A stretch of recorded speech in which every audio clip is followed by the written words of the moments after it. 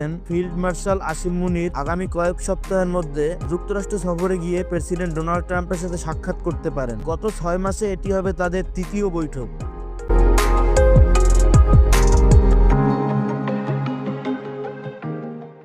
তবে গাজা বাহিনী তাদের আলোচ্য প্রধান বিষয় হবে বলে ধারণা করেন অনেকেই।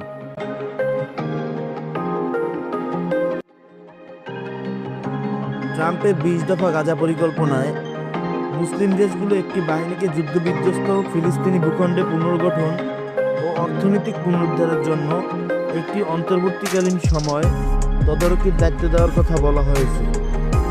যে ভূখণ্ডটি 2 বছরেরও বেশি সময় ধরে ইসরায়েলি সামরিক বোমাবর্ষণে বিপর্যস্ত।